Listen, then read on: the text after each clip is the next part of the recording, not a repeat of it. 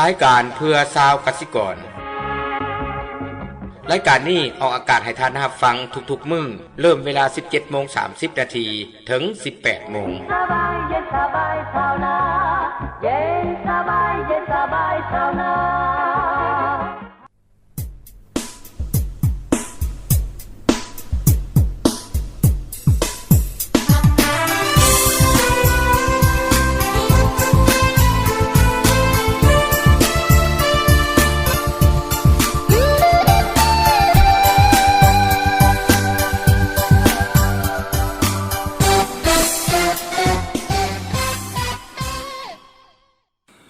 ดุมันซื่อสัตย์ประหยัดและอดทนพาทุกคนพ้นทุกข์มาจากประชาชนโดยประชาชนและเพื่อประชาชนสบายดีท่านผู้ฟังที่เคารพมาพบกันเช่นเคยกับรายการเพื่อชาวกสิกรก็ซึ่งแม่นวิทยุกระจายเสียงแห่งชาติลาวร่วมกับแผนกข่าวสารห้องการกระทรวงเกษตรกรรมป่าไม้และกองทุนลดผ่อนความทุกข์ยากผลิตขึ้นมารายการนี้ออกอากาศทุกๆวันเสาร์วันอาทิตย์เวลา 17:30 นาทีหา 18 โมงในระบบ AM ขึ้นกลางความถี่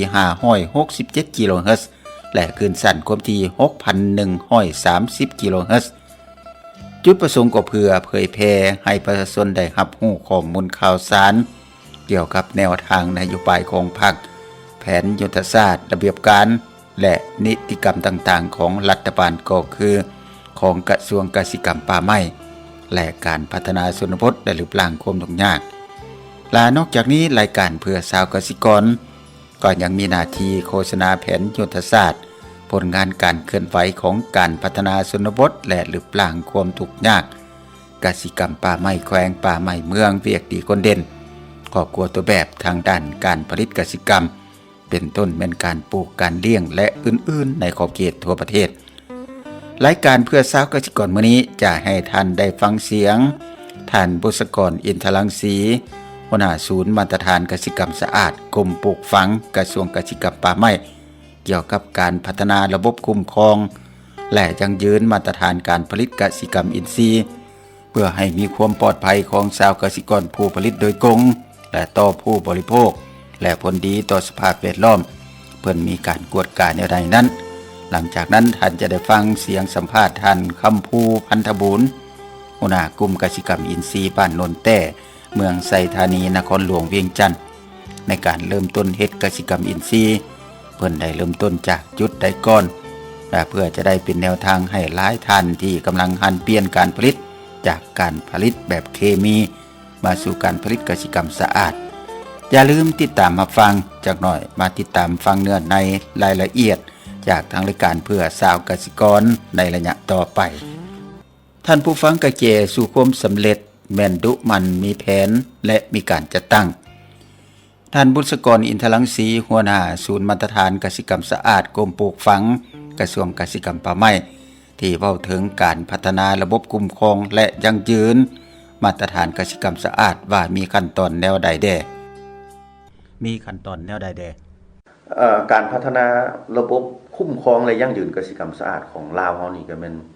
เฮาก็ได้เรียนรู้จากหลายประเทศเอามาเป็นบทเรียนแล้วเฮาก็ได้มาหมุนใส่เป็นบทแนะนำของพวกเฮากสิกรรมสะอาดอยู่ในนครหลวงเวียงจันทน์ข้าพเจ้ายกตัวอย่างให้มันเห็นอย่างชัดเจนตัวอย่างว่าอยู่ในบ้านท่าสร้างพวกเฮาได้ไปสร้างพื้นฐานระบบให้เป็นตัวแบบให้แก่ประเทศเฮานะอันที่1ได้จังสิฝึกอบรมชาวกสิกรกรรมสะอาดให้ได้มาตรฐานให้ปฏิบัติมาตรฐานได้1ปีแล้วจังให้สามารถสมัครขอใบยั่งยืนในระบบการยั่งยืนนี่เขาเอิ้นยั่งยืนเป็นกลุ่มในชาวกสิกรลาวเฮานี่มันจะต่างมันมี2อย่างอันนึงยั่งยืนเป็นกลุ่มอันที่2ยั่งยืนเป็นบริษัทคือฟาร์มใหญ่ๆเป็นบริษัทเดียวอันนี้จะง่ายตัวยั่งยืนเป็นกลุ่มนี่เพื่อว่าเฮ็ดให้ชาวกสิกรมีบทบาทมันมีส่วนร่วมคุ้มครองในบ้าน1ท่าสร้างนี่เพิ่นมียก80ครอบครัวเฮาไปถ่ายทอดมาตรฐานให้เข้าใจระเบียบคือกันหมดข้อห้ามทุกข้อและก็ข้อที่ว่าควรเฮ็ดทุกข้อให้ฮู้เป็นอันนึงอันเดียวกันแล้วเลือกตั้งเป็นคณะกรรมการคุ้มครองมาตรฐานมีหัวหน้ามีรองมีคณะกวดกาคือเขาเจ้าในกลุ่มบ้าน80ครอบครัวนี้เขาจะไปยกตัวอย่างเนาะยกอย่างให้มันเห็นชัดเจนมี10ครอบครัวนี่เป็นนักกวดกาเขาเอามาสร้างอยู่ศูนย์เอามานอนอยู่ศูนย์เป็นทิศสร้างวิธีการกวดวิธีการนั้นนี่กวดแนวใด หมายความว่าแต่ละครอบครัวนี่นอกจากจะฮู้มาตรฐานแล้ว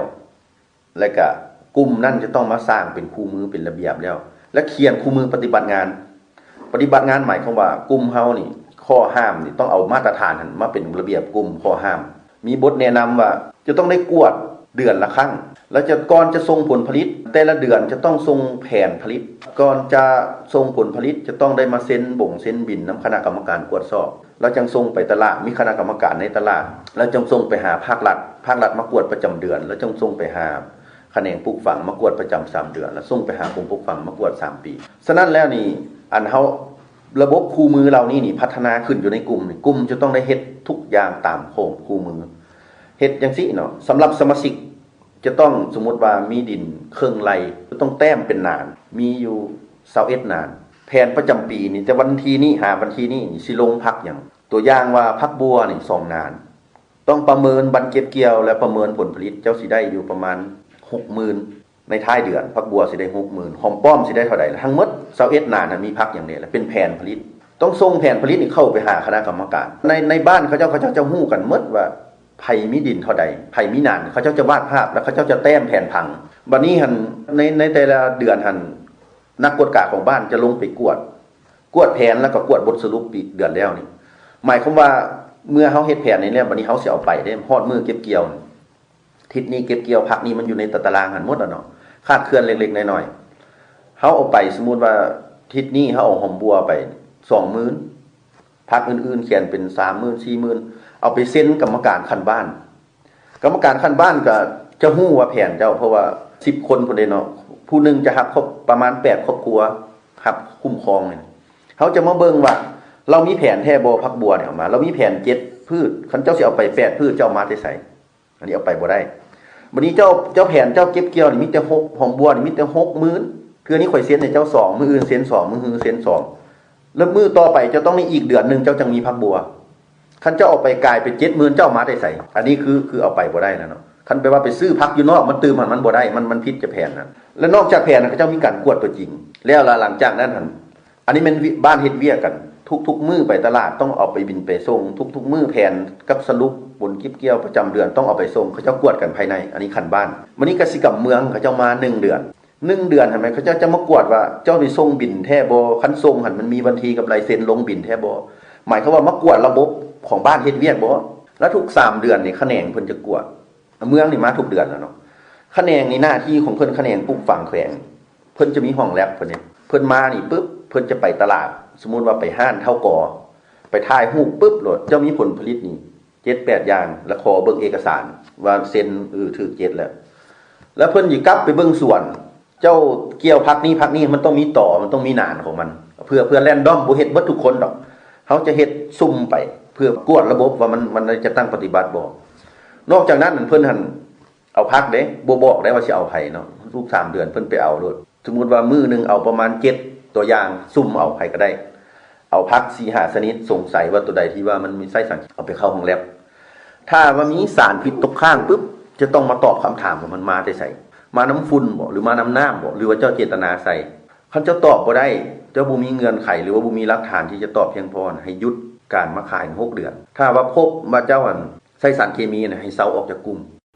ที่ท่านได้ฟังผ่านไปนั้นเป็นเสียงของท่านบุษกรอินทรังสี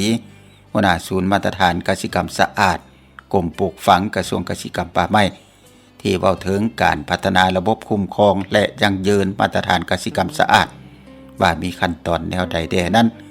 ท่านก็ได้ฟังผ่านไปแล้วก็หวังว่าจะให้ความรู้แก่ท่านผู้ฟังพอสมควรพักพรฟังเพลงจากทางรายการก่อนจากนั้นมาฟังเสียงท่านกำพูพันธบุญหัวหน้ากลุ่มกสิกรรมอินทรีย์บ้านโนนแต้เมืองไซธานีนครหลวงเวียงจันทน์เว้าถึงกสิกรรมอินทรีย์ซึ่งเวียกงานนี้ท่านได้เริ่มต้นมาโดนปานใดแล้วและเป็นหยังเพิ่นจึงมาผลิตกสิกรรมอินทรีย์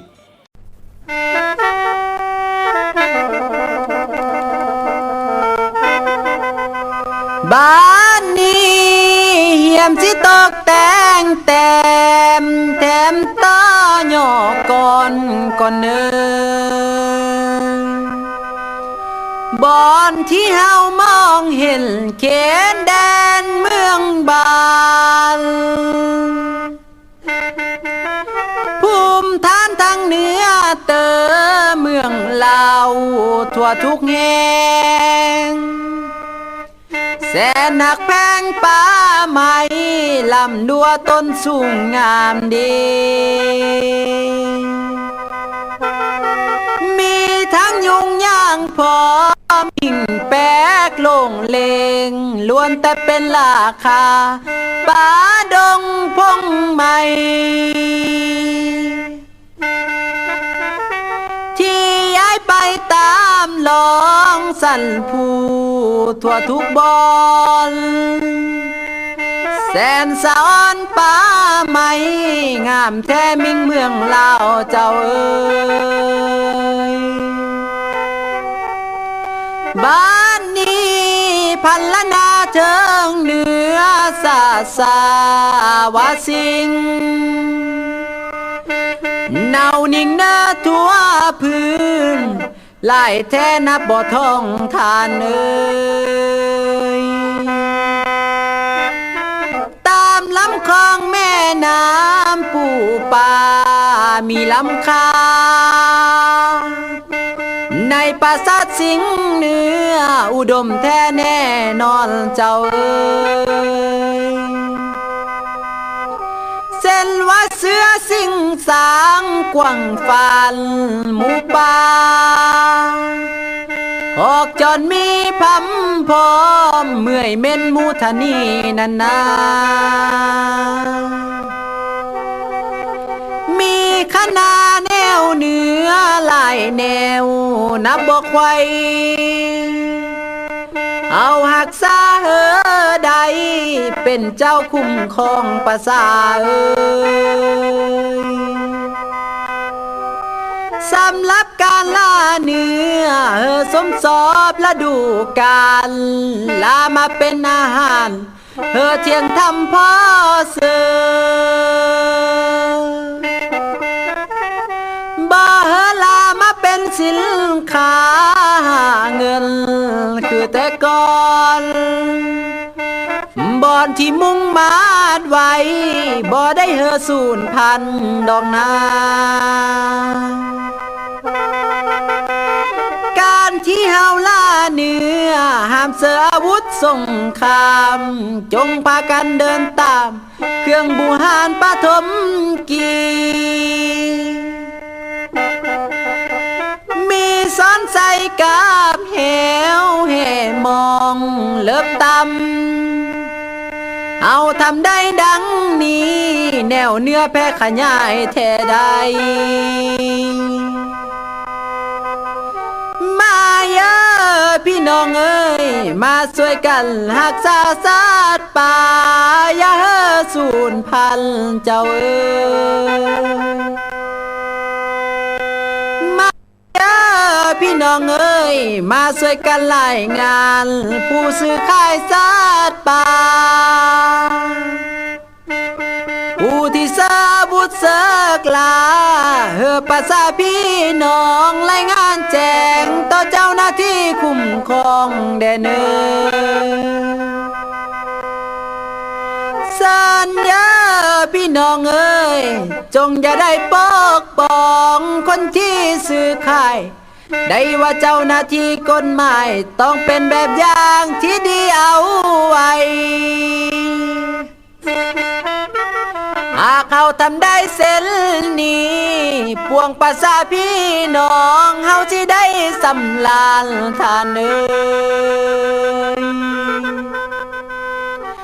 การที่อนุรักษ์สัตว์ป่าไว้ผลประโยชน์ก็มีหลายเพื่อขยายแนวพันธุ์แค่คนทั้งขายที่เดินมายามยืนำการท่องเที่ยว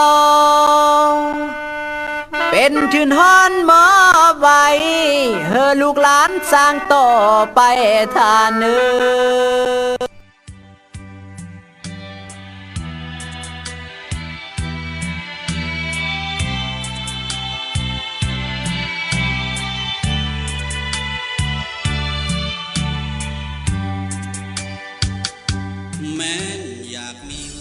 มาระยะนี้เส้นทางบ้านเฮาคือว่าสงบดีเนาะโดยเฉพาะทางเส้นนี้ ซึ่งเมื่อก่อนหันพวกข้าไม่เถื่อนใส่รถแก่ไม่ทั้งเว้นทั้งคืนฟดสนันวันไหวนอนบ่เป็นรับเป็นตื่นหยังแม่นละบ่แต่ก่อนชาวบ้านแถวนี้ไผกระจมว่าบ่ได้รับบ่ได้นอนย้อนรถแก่ไม่เถื่อนนี่แหละ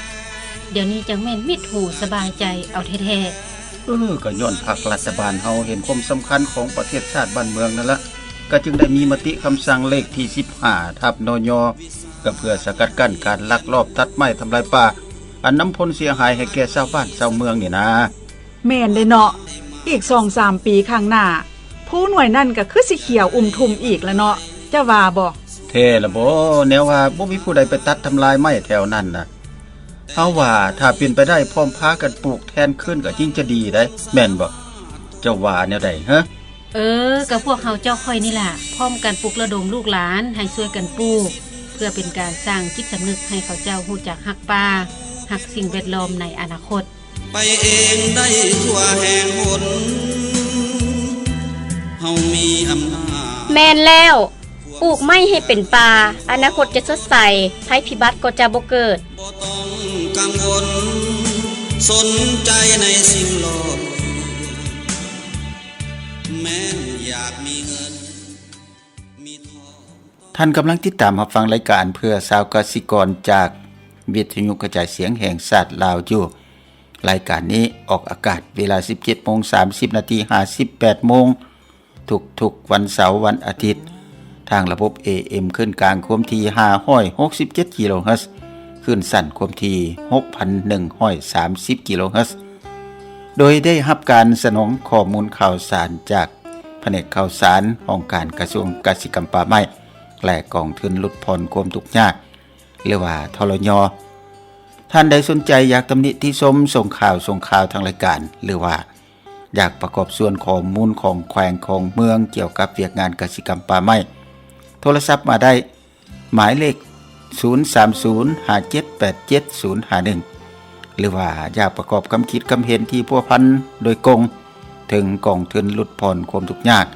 โทรได้1611ในโมงราชการท่านผู้ฟังที่เคารพต่อไปเชิญท่านฟังเสียงท่านคำภูพันธบูรณ์หัวหน้ากลุ่มกสิกรรมอินทรีย์บ้านโนนแต้เมืองไซธานีนครหลวงเวียงจันทน์ซึ่งเว้าถึงกสิกรรมอินทรีย์เวียกงานนี้ท่านได้เริ่มต้นมาโดนปานใดและเป็นหยังเพิ่นจึงมาผลิตกสิกรรมอินทรีย์ท่านคำภูพันธบูรณ์หัวหน้ากลุ่มกสิกรรมอินทรีย์บ้านโนนแต้เมืองไซธานีนครหลวงเวียงจันทน์เว้าถึงเรื่องนี้ว่าแต่ก่อนว่าเรื่องปลูกฝังนี่เนาะก็บ่ทันเคยเฮ็ดดอกเรื่องปลูกผักนะก็เฮ็ดไร่เฮ็ดนาเนาะมาฮอดปี1996ต่อ97เริ่มเฮ็ดสวนผักคิดว่าอยากเฮ็ดสวนผักแล้วก็มีเนื้อที่สวนตอนนี้นี่แหละของเขาเจ้าที่ว่าป้าว่างไว้แล้วเฮาก็เลยมาซับซ้าวเริ่มเฮ็ดสวนเบื้องต้นก็ใช้เคมีได้มาระยะหนึ่งฮอดปี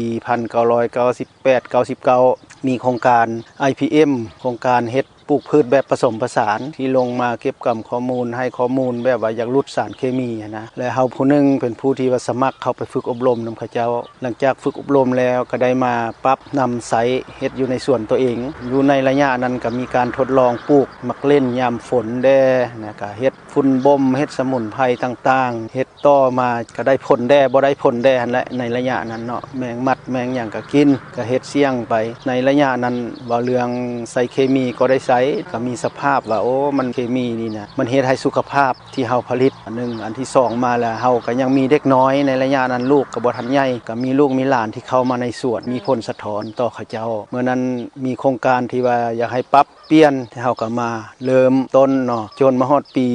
2000การเฮ็ดเรื่องแบบผสมผสานว่าโอ้ได้รับผลแล้วก็ยังสืบต่อมาจนถึง2004 2005มีโครงการโปรฟิลโครงการที่ว่าลง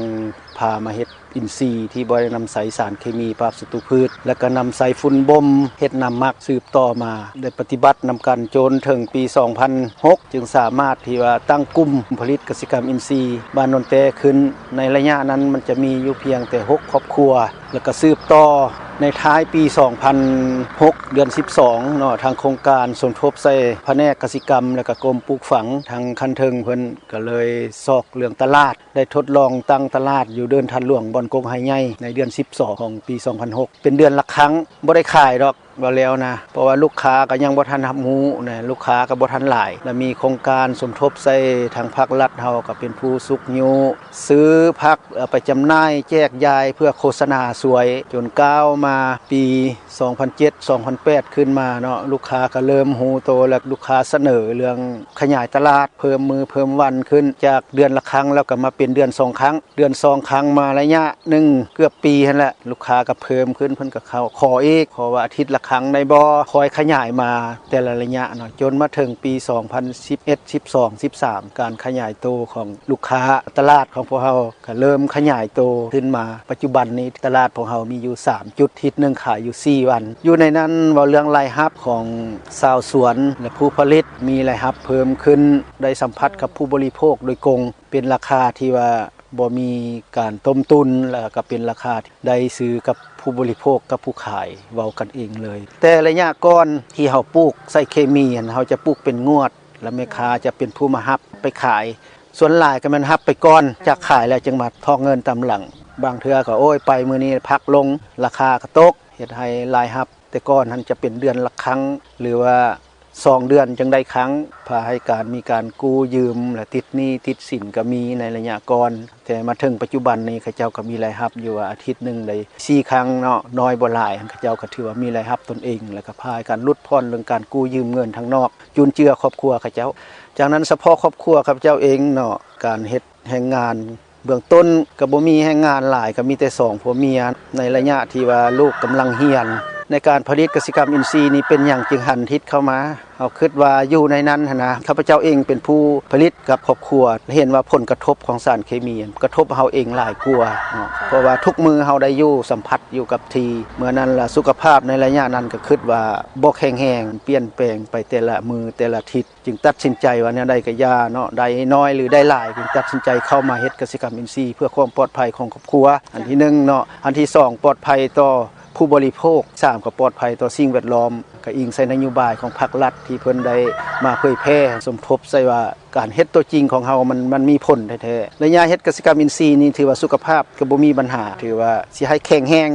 ก็หักธรรมดาก็ที่ท่านได้ฟังผ่านไปแล้วนั้นเป็นเสียงท่านกัมพูพันธบูรณ์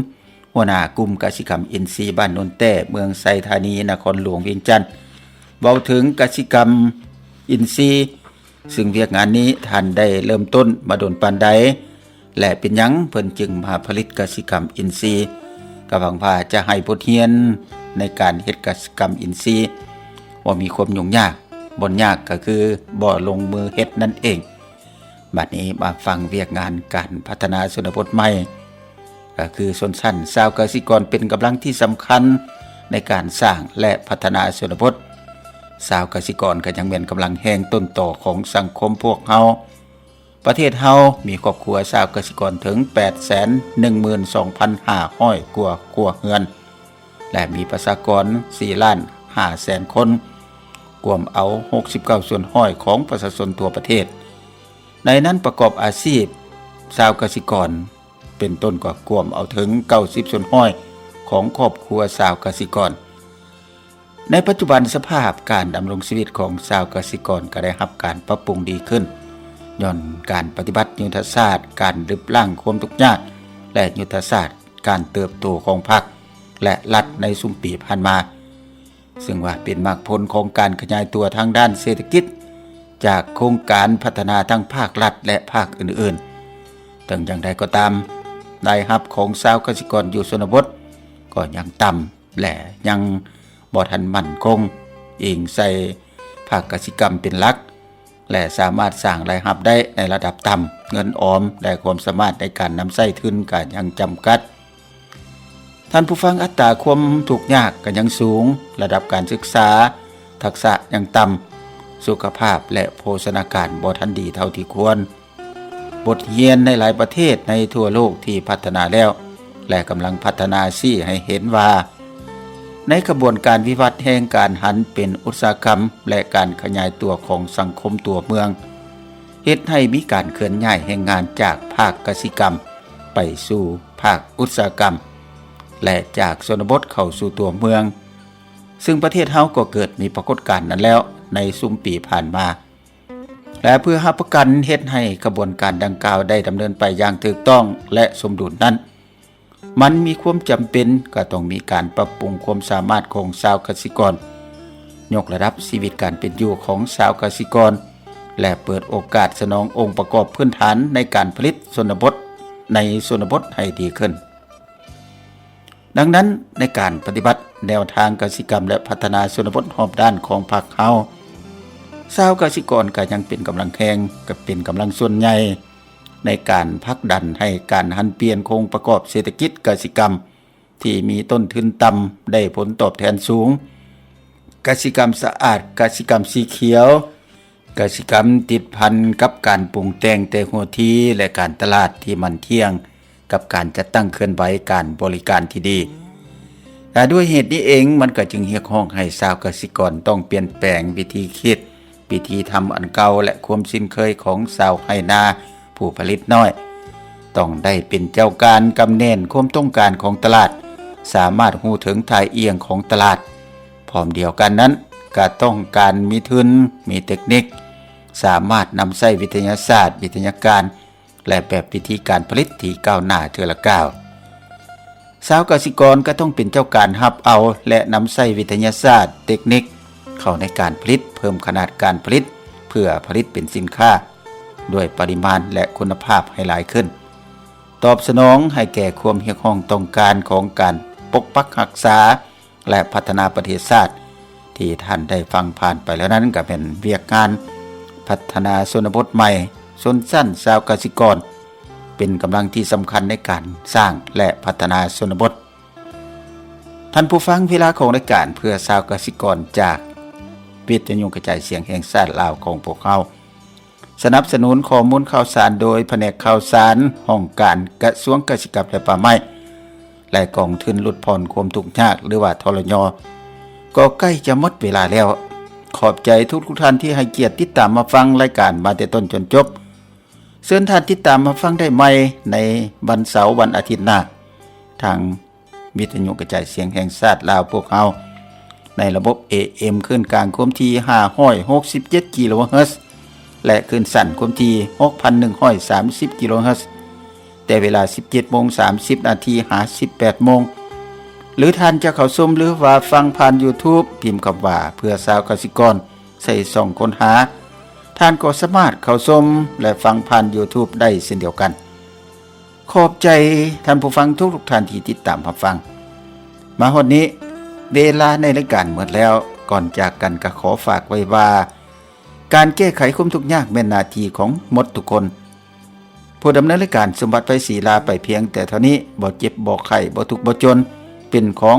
ทุกท่านสบายดี